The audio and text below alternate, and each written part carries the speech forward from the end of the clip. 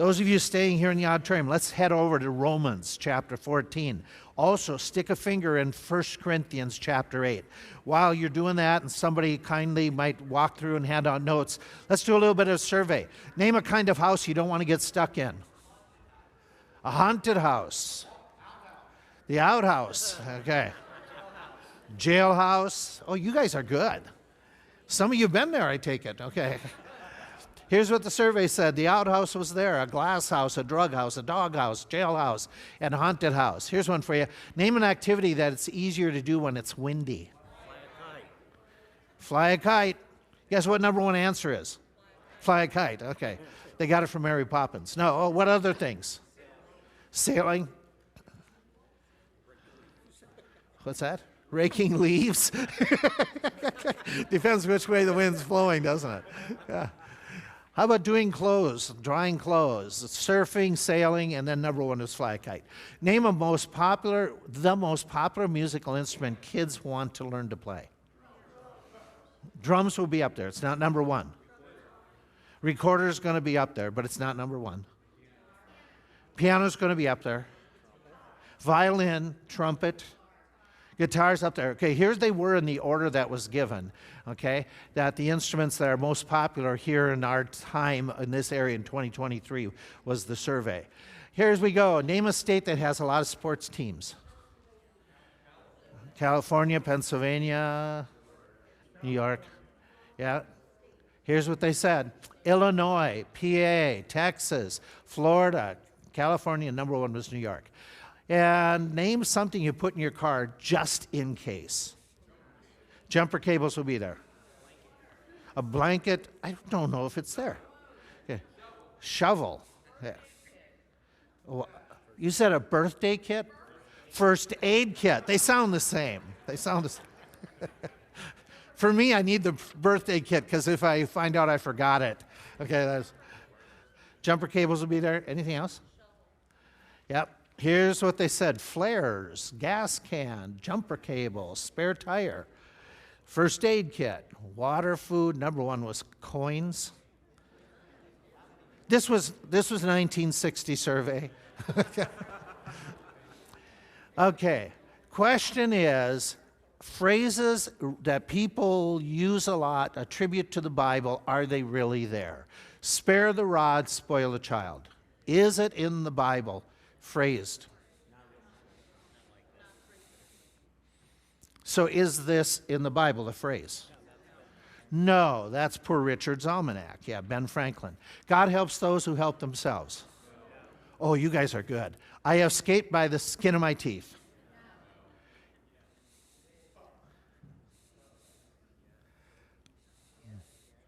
It is in the Bible. Anybody want to guess where?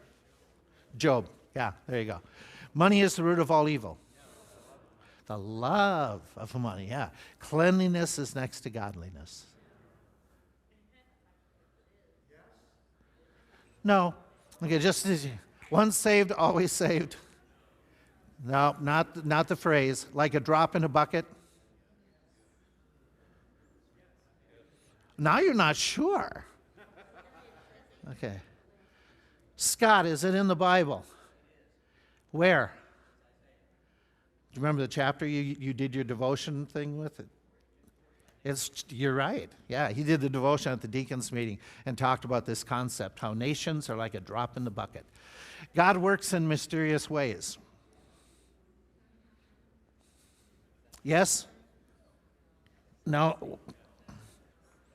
No, it's not. No, it's not. Okay, some of those concepts are in the Bible, but the phrases themselves. There's another one that people get goofy with, and it's not necessarily that's not in the Bible, but it's how they interpret this one. And that is the idea that we've been talking about and based some of our discussion on is the idea, judge not, that you be not judged. And so we made these observations. It's not a prohibition of saying that we should never judge, but it is basically saying don't judge the wrong way. And in the text then, and if you remember, he gives an illustration that backs up what he is saying. And the concepts he's getting at, I think there's three that work together, but basically summarized, it's we shouldn't condemn others when we are guilty of doing similar acts. That makes sense. I think it also includes the idea that we're not supposed to be quick to judge others before we judge ourselves. And that's the whole gist of the passage. Judge yourself, then you're able to go out and pick out the mote that's in somebody else's eye. And he says in this whole context of it, we're not supposed to be hypocritical, like the people in his day who Jesus said were the greatest hypocrites, the Pharisees. Okay, so we've talked about that. To not be like the Pharisees and to avoid this type of wrong judgment, we were saying there are several different factors to keep in mind. Work from humility, not a spirit of superiority. And we make this idea, we've talked about, that means I don't elevate myself as a standard. I'm not blind to my own struggles and sins. I recognize I got them. I got to deal with them. You don't exaggerate other people's faults while you minimize your own. You don't make it your job to check out other people. Have you ever run into individuals that they think it's their job to make sure everybody else is doing good? The Pharisees believed that. They taught that. And part of the reason that they did that is they took upon themselves, if you remember hearing this before, they took upon themselves the title isn't the right word, but it's of that sort. They took upon themselves the nickname gatekeepers. Do you remember why they called themselves the gatekeepers? Anybody remember hearing this before? Right. They knew that there was people that are going to help in judging. They self-assigned themselves to be the judges of who comes through the gates of heaven. And so they took it upon themselves in this life to get after people and to make sure that they were following so that they could approve their presence in heaven. Don't demand severe punishment of others, but then plead and plead and plead for mercy for yourself. And remember the story that we used, that Jesus told, a parable he told, that was directed to the Pharisees, and Jesus used the older brother as the one who was Pharisaical. Do you remember the story? The prodigal son, yeah. Okay, and so that spirit of humility, not superiority. We talked about this one, that we're supposed to get the facts before we hear matters. So be cautious about jumping to conclusions, saying things before you hear the whole matter. There's a lot that we can work on in that area. This is where we stopped, and this is really became a major problem. Twice in the epistles, he talks about it at length. Some of the major problems were how they did worship, and that dealt with the different dysfunctional use of the gifts. One of the other major problems that he deals with in Romans and in 1 Corinthians is the idea of how the believers were treating one another, and it was based upon they didn't always agree on things. Can you imagine that? People having different opinions? Can you imagine living in a society like that? And so he's talking, the principle is we're supposed to, when we're judging, make sure we're based on biblical principles, not personal preferences. And so what is our standard? And we've talked about some of this, the idea that some things are absolutely wrong, some things are absolutely right. We gave you an entire text that dealt with that. But there are some things that they can become right or wrong for different individuals based upon their background, their age, their experiences, the cultures that they live in. That's what he's dealing with in Romans 14 and 1 Corinthians 8. And he uses the issue of eating meat or not eating meat. And so he talks about it in Romans 14, and he says there's two different opinions that are given in this text. Eating meat or eating only the vegetables, I'm going to avoid meat. Some said one, some said the others. Some said it's okay to eat meat and veggies. Others, they just said we are absolutely going to be vegetarians. And it had nothing to do with this idea of, of health or the idea of what's good for diet. That's not the issue. The issue is association.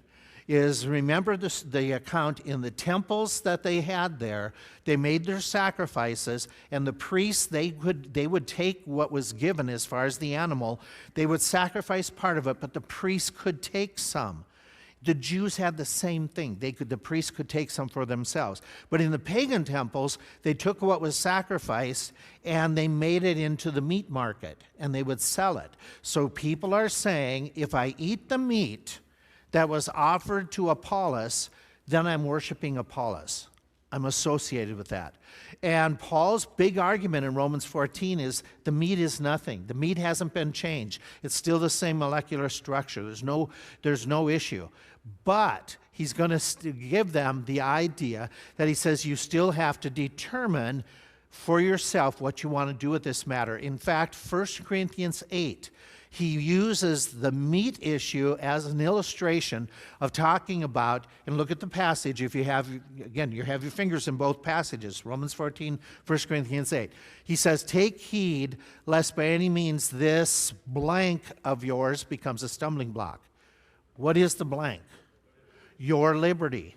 And so that when we think of this, when we think of what he's getting at, he's saying we do have freedom of choice in many matters. Matters that are not doctrinal, matters that are not moral, because those things are always right or always wrong. They're clear. But there's other things that we just don't know for sure, okay, about, or we're uncertain about, or we base it upon our experiences. But he says there are personal preferences dealing with neutral items. The neutral items being the meat that was sacrificed, because if you buy that meat that was sacrificed, are you involved in pagan worship? And Paul is saying, okay, there are two different opinions in this. And he says, now when you think this through, it's going to be right or wrong for you based upon two concepts. In Romans 14, he gives those two concepts, and he says in verse 5, one man esteems one day above another. It wasn't just the meat issue, but he's going to introduce other issues that we'll talk about a little bit later on. He says recognition of holidays is what he means, or feast days, or bring it to modern times. Are there believers that say we should not celebrate December 25th and Christmas? Why? Okay, because some will say it is associated with pagan ritual all the way back to Saturnalia, et cetera, et cetera, et cetera. Therefore, by association, December 25th is an evil day, and we shouldn't try to do anything special on that day. Well, look at the text. Look at what he says here in the text. He says, one man esteems one day above another, another esteems every day to be the same. Let every man be fully, what's that mean? What'd you say? Convinced. Okay. What's it mean? What's he getting at? Let every man be persuaded or convinced in his own mind. You have to make your own decision about Christmas, right? You make your own decision about whether you're going to recognize it or not. And so he's making it very clear that you have to be convinced in your own heart on some of these things that aren't specifically dealt with in the Word of God. Now, the meat is the issue. Can I open up Pandora's box for a few moments and just illustrate some of the issues? And frankly, I can find argument on both sides. Let me give you a couple of these, okay? Let me give you Sunday, going out on Sunday and doing shopping, okay? I can see where people would say we shouldn't do it because it distracts and it becomes a problem. I can see people will say, on the way home, we just go and pick up a pizza. I can see both sides of it. Okay, that's me. Some of you can't see both sides. That's what I do. Okay, but then there's other things. There are people that say the kids are not going to go outside and play sports on Sunday. Sunday is a day of worship. The kids are going to stay home, going to read their Bible for 4 hours in the afternoon. And okay, that's an exaggeration. Okay, but we're not going to do those things. I struggle with this one even. For me, okay, now, I know I'm going to be scolded, but I've even thought maybe should I go out on Sunday and mow the lawn in the afternoon? Because for me, mowing lawn is fun. The first 2 times. Okay, then, you know, but do some people, would they think that's sinful activity? Because it's work. Okay? And so there's that debate of should kids play sports? Here's the debate. Is bingo wrong? Playing bingo, is it wrong? What do most of you associate bingo with? Is it used in gambling? Okay, Okay, so is it sinful for you to play bingo when you get together with a few friends in your own house and you're just doing it without any kind of gambling?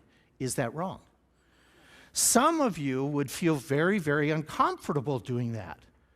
Some of you might even go and, say, let's do it as an activity. The preacher that I found very interesting, he said, I walked into a senior home. His article that he was writing on this idea of liberty, he said, I walked into a Christian senior community center, or a rest home. I walked in, and he says, I was appalled initially that there were so many people, and they had a bingo game going. What are they doing playing bingo at a supposedly Christian old folks home? And he was appalled by that, and then he had to stop.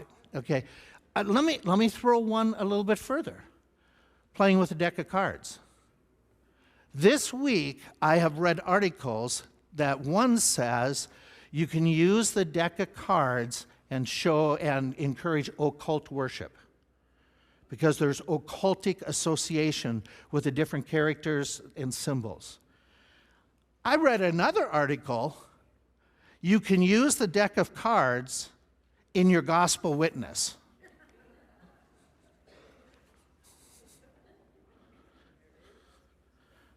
Okay. And my question isn't, can you really or can you really? My question is, should we play it? Is it wrong? Why would some people say playing with a deck of cards is wrong? Associated with gambling. Why would some people say playing with a deck of cards it's okay? Recreation. And when you play that recreation, some would say, I've never been a gambler. The card game doesn't take me to gambling. Okay? Should I make it a little bit more difficult? Going to movies. When I first became a Christian, movie theaters were considered pretty rank, pretty bad. Yeah, today, I'm not going to ask you, I don't want to raise the hands. Just in general, do Christians see the movie theater as an immoral house, building? Depends on what's on the screen. Is it only what's on the screen? See, okay, I'm not going to get into what my experience is. Okay, let me take it a little bit further. Going to the shore. Okay, going to the shore. Okay, let's. Can you see why some people say going to the shore is not a good place? Why? The bathing suits, the immodesty, and it's not a place because there could be temptation. Can you see why? I don't know why I'm asking it this way. For some people, should I ask the question, how many have gone to the shore? If I do, I'm going to raise my hand. Okay. And the reason that for me, when people, and I used it in pulpit illustration in the past, that when we were at the shore, my wife and I got caught up in a riptide, and we started going out into the thing and heard whistling, but I didn't know they were whistling at me. And then the lifeguard comes up and he says those very reassuring words, grab onto this buoy, you're going to go out in the ocean and drown. Okay, that was reassuring. Okay. But for me, I never had an issue or a problem with being at the shore and seeing the immodesty because without my glasses, I couldn't see anything anyway. So, it made a difference. I'm going to make this a little bit more difficult for you. What if you have relatives that do a baby baptism and then they have a family meal afterwards? And they invite you to come to the family meal. Would you go? Okay, now, you don't have to answer aloud. Think this through. Could somebody argue that is a wrong religious practice? Come on, I said that so poorly. When I said, could somebody argue that's a wrong religious practice? Yes. You should argue that that's wrong. Okay, we can all do that. And so if I go, I'm showing Think this through. I'm not saying you would say it, but think through the argument. If I go, I'm showing support for baby baptism. Can you see some people feeling that way? Okay. Then you go over here, and some would say, they know I don't believe in baby baptism. My relatives understand. But I'm going to go because my relatives are unsaved. And I want to have relationships. And frankly, they know I don't believe in this. But if I go to their things with their kids, they got to come to mine where we'll share the gospel. Okay? So who's right? Let me make this a little bit more difficult for you, and some of you are going to really cringe on this one. Is it right or wrong if you have a distant relative who they're getting married and it's a gay marriage? Should you recognize that in the sense of saying, I'm praying for you, would you send them a gift? Would you go? They know where you stand. You know when it gets really tough? You know when it really gets tough and people ask the question? It's when it is one of their family members. We all have an answer when it's not in front of us. But all of a sudden when it's like, this is a do or die situation with having any long-term connection with family, then it becomes more difficult. And then the people come and they ask the question. Because there's none of us, well, maybe, okay. If we have any sense of the Bible, do we think that wedding is wrong? Absolutely. But should we even be in the presence of it? Let me throw one for you, okay? And I'm not arguing for or against. Were believers in the Bible in the presence of paganism and in a ceremony? They were there. They didn't agree, but they were there. Shadrach, Meshach, and Abednego. They were present. Did their presence mean they were participants and supporters of it? Okay. Let me make it a little bit more difficult. Let me give you another one that really will curl the tuft on some of your hairs, okay? Should we give out Halloween candy? Okay? Should the kids go out trick-or-treating? Is there an association historically with the occult? Can't deny that historically. That's there. Can some say it's an opportunity because it's just a fun thing and the kids don't think this way of occult, but it's a fun thing and we can give out the gospel? My friend, we have differences of opinions on this one. Who's right? I can tell you who you're thinking is right now. Whatever I believe. I'm right in all these. Okay, here's where we go with it, okay? There are very common challenges in these and many other things. There's many common challenges that come up.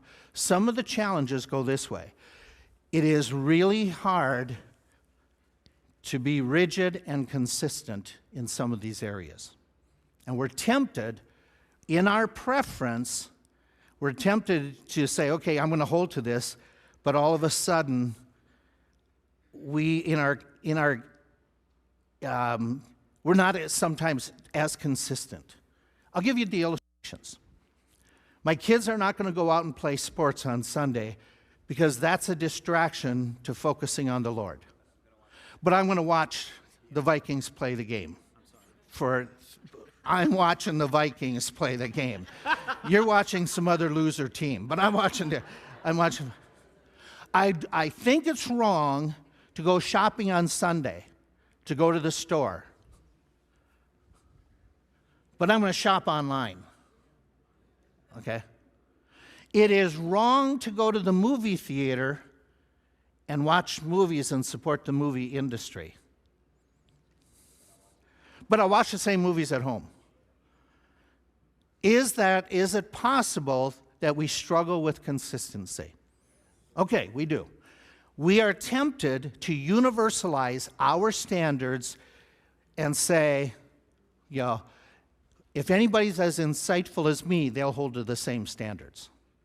And we universalize it, even beyond our own culture and era. Let me give you an illustration, and I'm not trying to open up Pandora's box, okay? Do some cultures strongly advocate drinking wine at the table? Why? Okay, the water is more questionable. Okay. And so I'm a teetotaler. And I think I can support that strongly in Scripture. So total abstinence is, to me, the wisest position. Okay. But be that as it may, do I recognize that somebody who is on the mission field, they may, in their community where they're at, they may, even though they're a born-again believer, believe what we do, they may say, in this community, to build relationships, I may have a cup of wine with somebody in that culture. You and I may, who hold the position of abstinence, we may, but is there a reality that in some cultures there is a more pressing factor of cultural relationships than we may face in that area?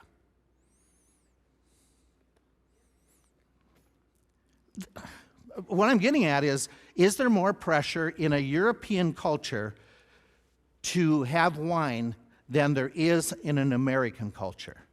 The answer is yes. Yes. Does that how does that change my standards?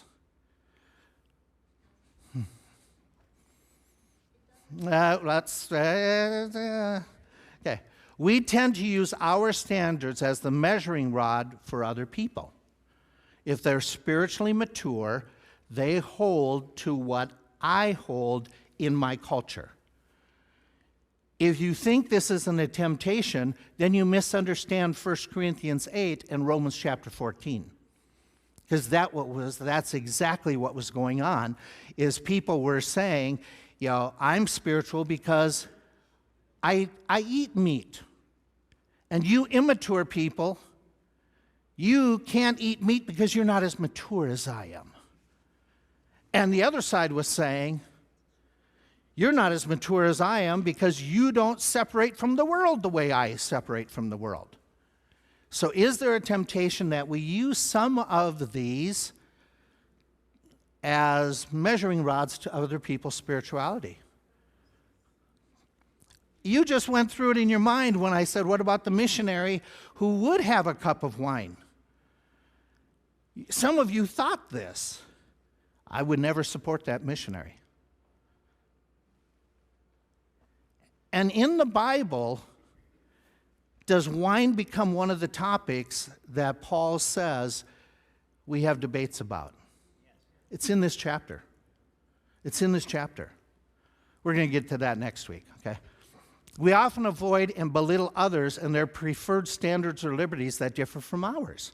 That's the issue of what was going on. Here's where we as a group really need to work on.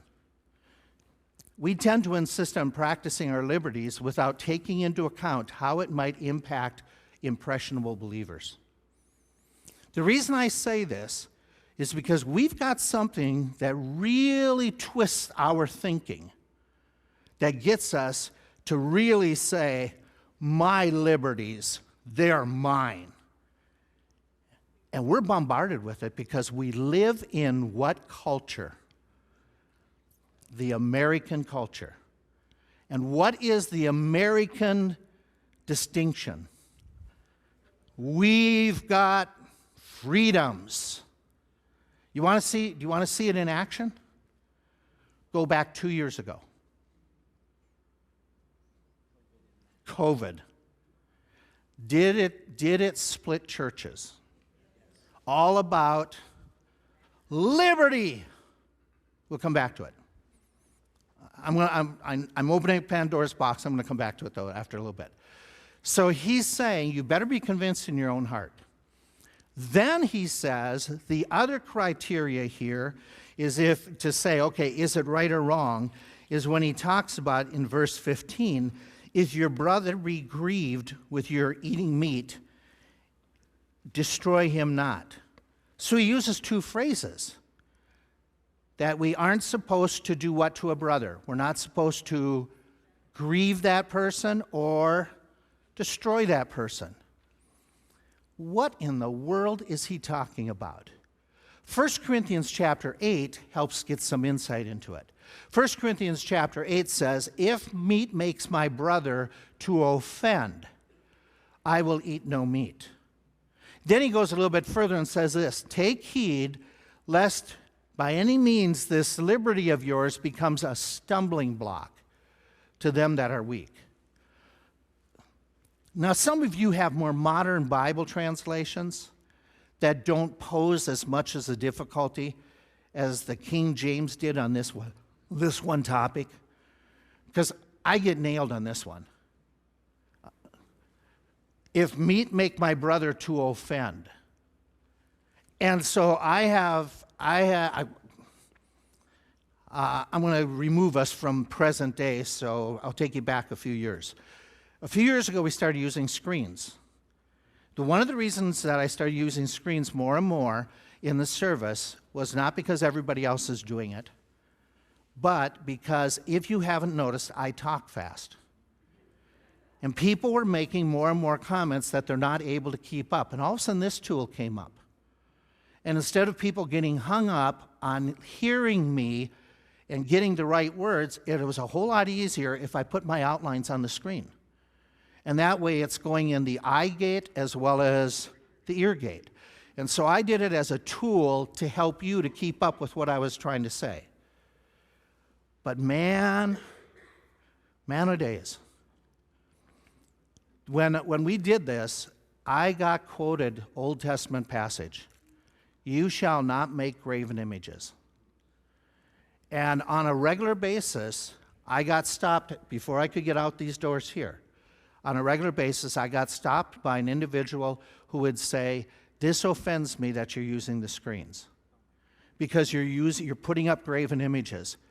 And what really, if I wanted to, really kind of twist the nail is if I put up a picture of an angel or Jesus teaching. And I knew I wouldn't even make it to the back door on those days. And it was true. And I got railed on the idea that that person was offended because we're making graven images. Number one is the command, don't make graven images, blank, that's it. Is there anything beyond that in the command? Come on, people who are with Wednesday's Bible studies, it's all about the worship. It's not the graven image. Because in the tabernacle was there images of angels and creatures sewn into the fabric, designed above the Ark of the Covenant. Did God ever use a graven image to say, look at this? Okay, so the issue isn't graven images. And so we'd have this discussion every time it would come up. We'd have this discussion, and I would say, does it make you want to worship differently? And the response was, no. But the Bible says, if you offend me, you've got to stop. Then, on top of that, my girls bought me a pink shirt. A pink dress shirt. And, whoa, I didn't think a shirt could create so much conversation in a church. It was like, what are you doing?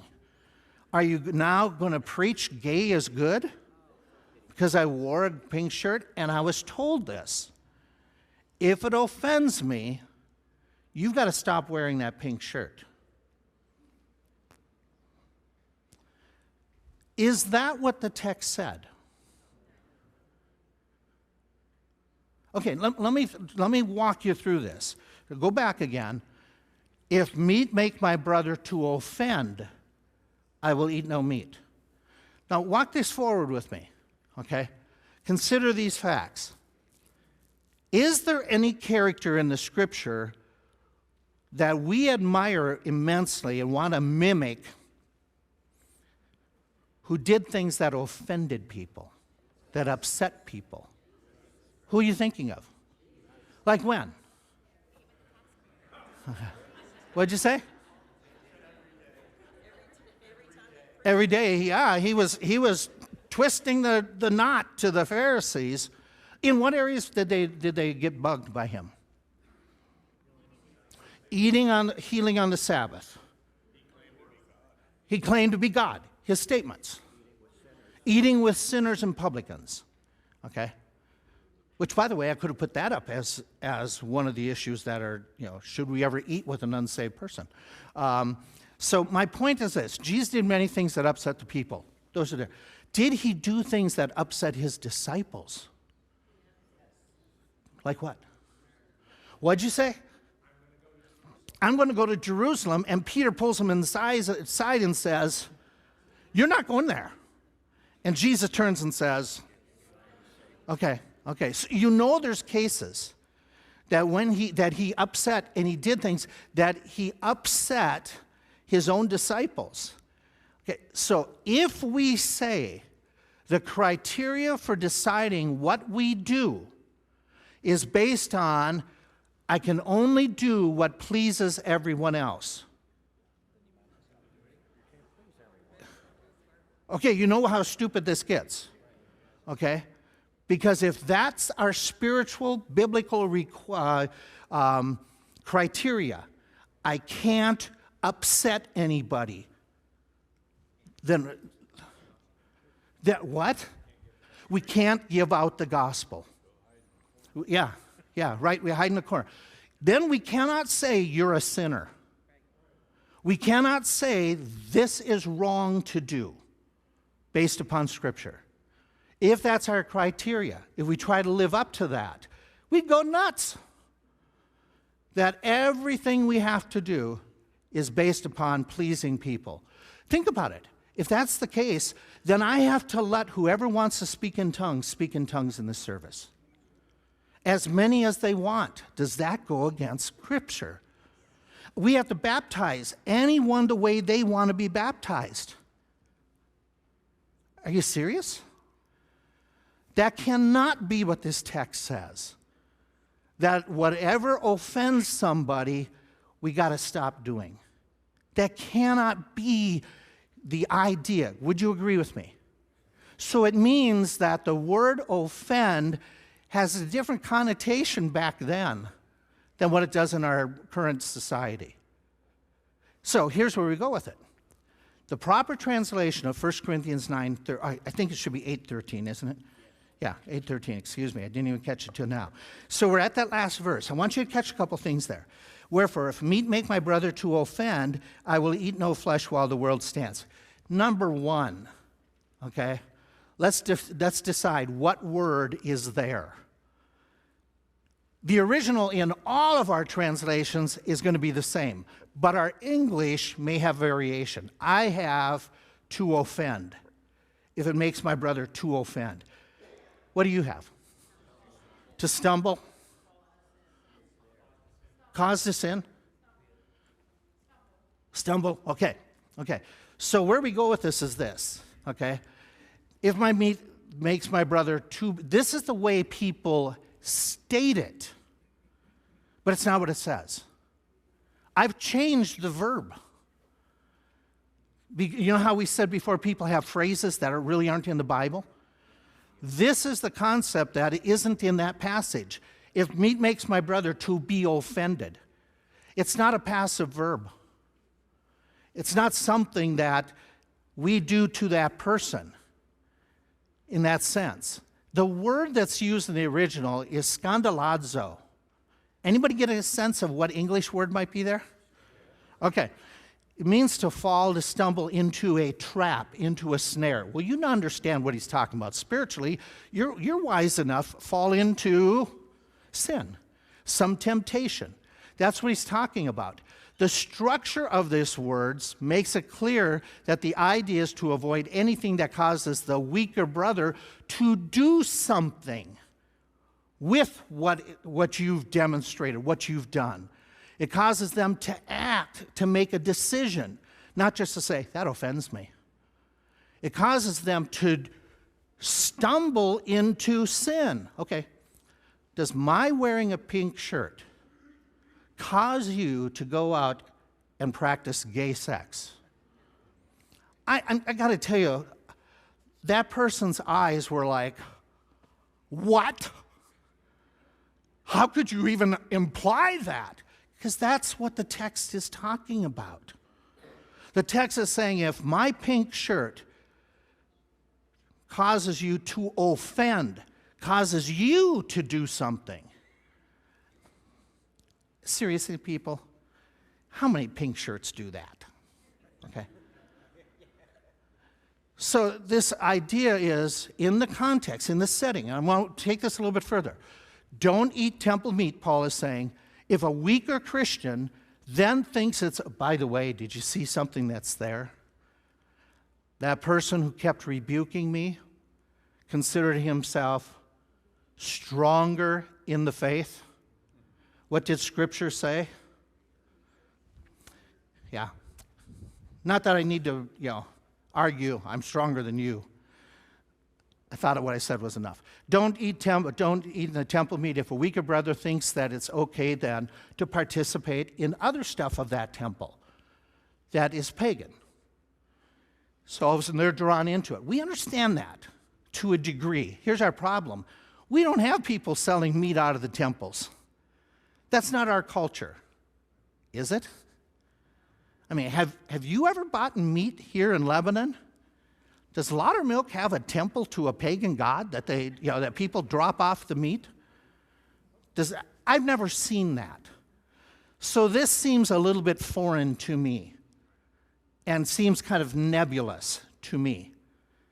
And it seems like, oh, that's a distant thought. Okay, so let's bring it to 2024. Let's bring it to an individual, true instance. The individual loved to play pool. But they played pool in one place. They played it in a bar. And when they would play pool in the bar, they would drink. And they would do it until they're drunk. And then they would gamble as they played pool. So playing pool became a real nemesis and a problem for other family members of that individual. Because that individual was doing what with the money?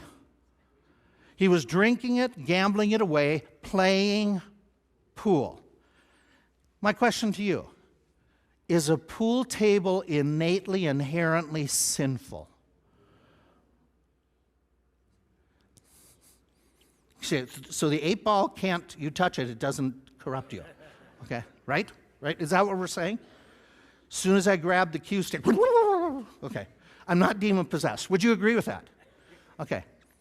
How does this apply the passage? I cannot do something that causes my brother to offend, to stumble. How does this play out? If they struggle with that, and they say, I've got to give up the pool table because of the associations, because of the whatever, because I'm so used to cue stick here, drink here, and my hand just goes this way. You think I'm being silly. In seminary, they had a coffee corner. I swear some guys, their hands were formed this way for the coffee cup. They'd walk out of the classroom without a cup. They're headed there. So can somebody be so involved in the past in pool that they just kind of, everything becomes automatic? So what does the passage tell you not to do? Don't invite them into your basement if you got a pool table. Don't do this to that poor guy. Don't do it. Okay. Let me open up Pandora's box again. Flip the lid, okay, and say, there are believers who do not have the same persuasion that I have. I think abstinence is the best. But there are some believers who say, it's okay to sip once in a while. Sip wine. You cannot say it's okay to get drunk. That is a clear, absolute no-no in Scripture. But some here or elsewhere may say it's okay for me to take a sip. That's my right and my liberty as a Christian. But may I pose to you, there are impressionable people around you. How might you taking a sip, what might that do to kids, grandkids, other teens that come into your house who may be tempted? Let's rephrase that. Who are being tempted by the world, yes? Okay. How does that affect somebody who has an addiction issue? That they have drunk in the past, drank drunk, they've done that in the past, they can't get near it. They smell it and it affects them. You don't think that's possible? Talk to some people who used to be addicted to cigarettes. And when they smell that, for some people they're disgusted. For others, when they smell that, the temptation's right there. And so in this reality, you got a person, a friend of yours, who struggles with that. It's a believer. They struggle. You come over, you bring them into your house. For the sake of heaven, what ought you not offer them? Okay. What did you say? Okay, I thought you said water at first. Okay. You ought not to even make the offer, because what have you just said to that baby Christian? That it's okay. Which could all of a sudden trigger what in their life? Could it trigger the addiction once again? I mean, how much does it take to all of a sudden fall back? Yeah, right? Right? Okay. So we see how this, Paul, now look at the passage. And I know you know all this, but I really think this is critical, okay, for us to make sure we understand in this judging process. Paul in this text is going to say, this has got to be in your heart and your mind. You have got to think liberty does not mean, for me, license. I have a limitation. Even if I have a liberty, I have a limitation. Look at the text. He says, and through your knowledge shall the weak brother perish for whom Christ died? He's asking a question. What answer is he implied in the original? So, through your knowledge, do you want to perish a weak brethren from whom Christ died? What should be the obvious answer? No. No, I don't want to do that. But when you sin so against the brethren and wound their weak conscience, you sin against Christ. Wherefore, if meat make my brother to offend, I will eat no flesh while the world stands, lest I make my brother to not be offended, but my brother to do something that is wrong. My point is this. Look at the text. Tell me words or phrases that Paul is saying, I'm adamant about this. Any words or phrases stand out to you that Paul is, ugh. What's that? I'm trying to, it's sinning against Christ. Any other phrase? What's that? What's that mean, while the world stands? What's that tell you? While I'm alive, I will never do this. Any other phrase? There's several of them, by the way. What's that? Yeah, I mean, and this is important. Thank you for bringing that up. It's important that could we create a situation we didn't even know their struggle? Could we find ourselves in that situation? Yeah. But if you know, good. Any other adamant statements? There's several more in the text. I'll walk you through a couple of them. One of them you can't see in the English. It's not as emphatic. Verse 13, it's what we call a double negative, an ume idea, where he says, wherefore if my meat make my brother to offend, I will never, in the original, it's a very emphatic statement. In fact, he goes on, as you had said already, Sherry, that I will never, ever, it's really strong. He says, I will never do this. Why is that? Because he doesn't want to make his brother perish. The word for perish in this passage is not the idea of going to hell, but it is the idea, the word has the idea where he makes the comment in verse 11, where the weak brother perish, it means suffer a spiritual loss. I do not want to give him, push him backwards in any way, shape, or form. He says here, Christ died to redeem them and lead them from sin. What does it mean for whom Christ died? Christ died to lead them away from this stuff so they're not enchained. And you're helping to put the chains back on? In fact, the idea is, why would you work against Christ, working in them, and wound their weak conscience? The word for wound is the idea to strike vigorously, to cause long-term damage. It's very clear. And he says in this, you sin against Christ by doing it. And so this idea of my liberty, I have liberty, but I do not want to ever use my liberty to stumble, trip up, cause a problem for a weaker brother. So my liberties, they're limited.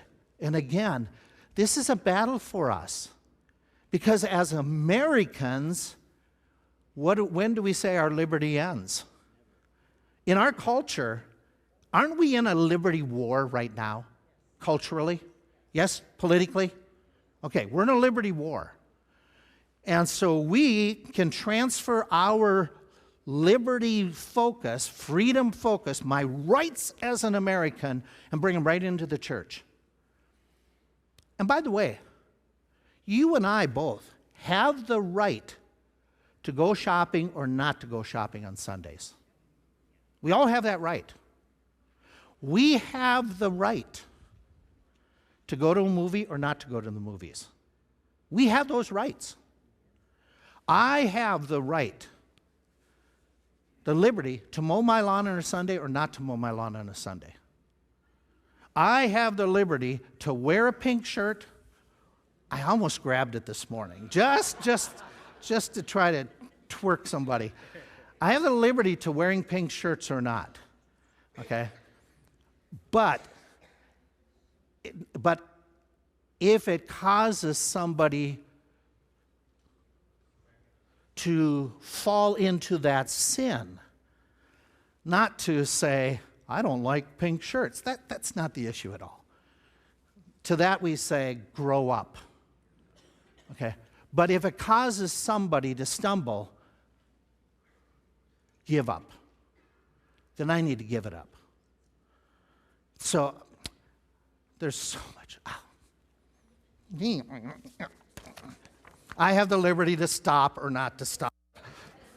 But so I don't stumble people. Father, thank you. Thank you for hot topic discussion and didn't get into the hottest parts. We'll do that next week. Give wisdom in the meantime. Amen. Thanks for listening.